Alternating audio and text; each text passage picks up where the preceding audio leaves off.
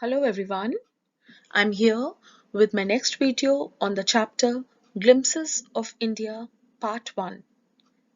Part 1 is A Baker from Goa by Lucio Rodrigues. Let us see in short what this part tells us about bakers of Goa.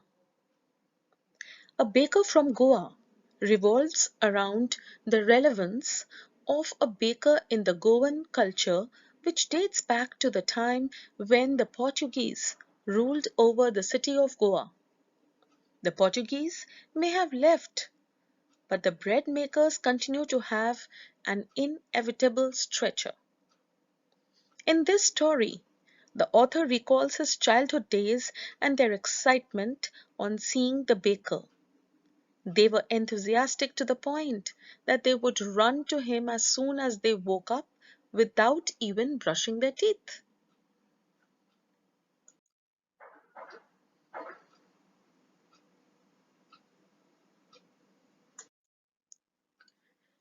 Baking was the conventional profession of the Goan people, and the bakers were known as paders there. The author mentioned how people in old times ate loaves of bread which were baked in large furnaces. The paders would come to sell those loaves in the street and would make a jingling sound with the bamboo wherever they arrived.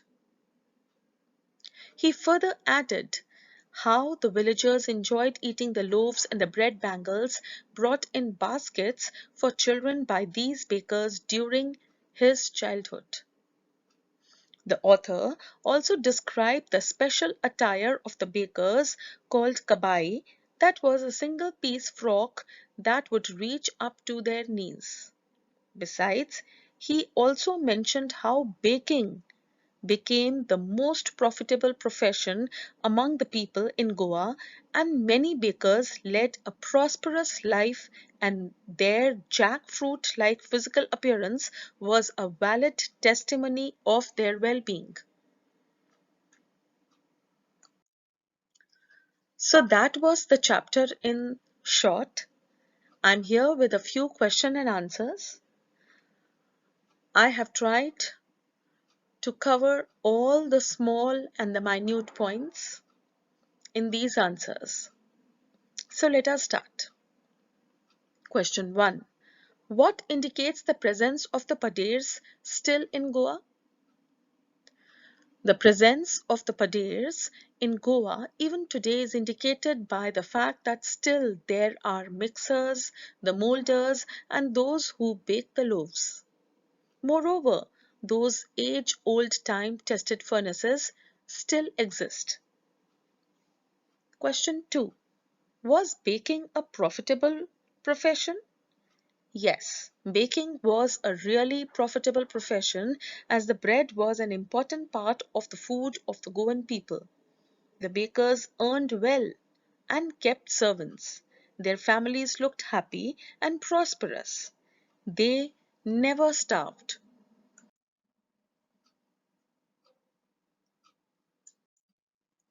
Question 3. When would the baker come every day? Why did the children run to meet him? The answer is the baker would come at least twice a day. The morning was his selling round and he returned after selling them. Children ran to meet and greet him because they needed bread bangles from him. They also got sweet bread of special make. Question 4. What did the bakers wear in the Portuguese days and when the author was young? The answer is the bakers wore a particular dress called Kabai. It was a single-piece long frock reaching down to the knees. The bakers wore a shirt and trousers which were shorter than the full-length ones and longer than half-pants in the time when the author was young.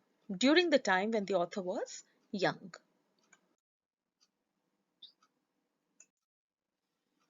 Question 5. Where were the monthly accounts of the baker recorded? The answer is the monthly accounts of the baker were recorded on a wall. It was written in pencil. Question 6. What does a jackfruit-like appearance mean? The answer is any person with a jackfruit-like appearance is easily compared to a baker. Baking was indeed a profitable business in the old days. The baker and his family never starved.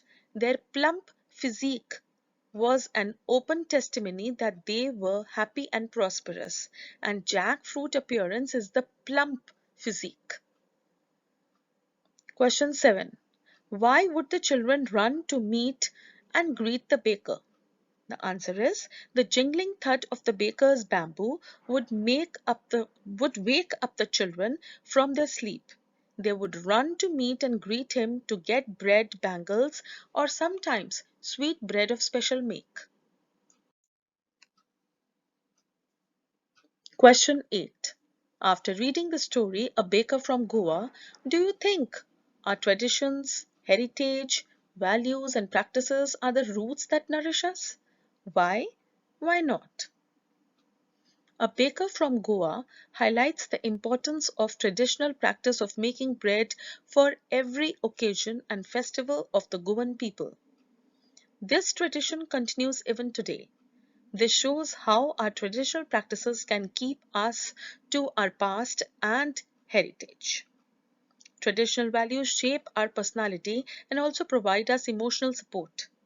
They enable us to face difficult situations and make us mentally strong. Traditional practices also have an impact on our behavioral pattern towards the other people in the society.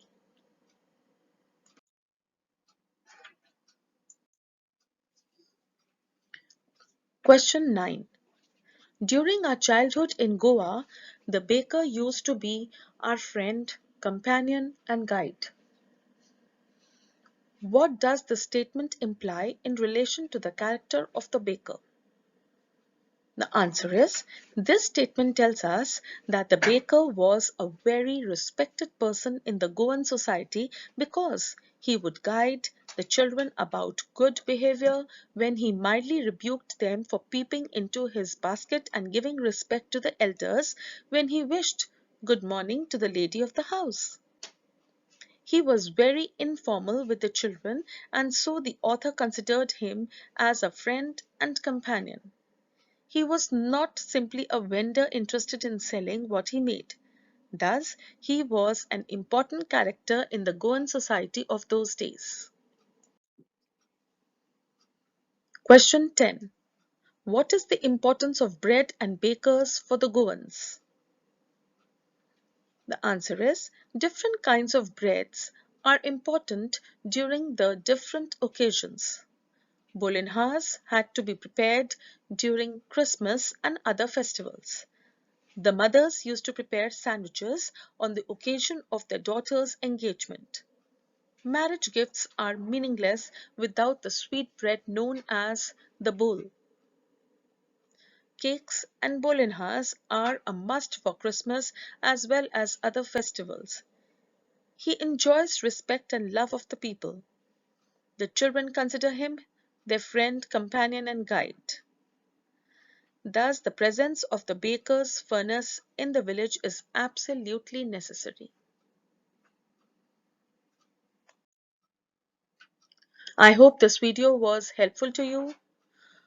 If you are a newcomer, please subscribe my channel and also press the bell icon for the latest notifications. Keep waiting, stay tuned for part 2 and part 3 of Glimpses of India. Till then, bye.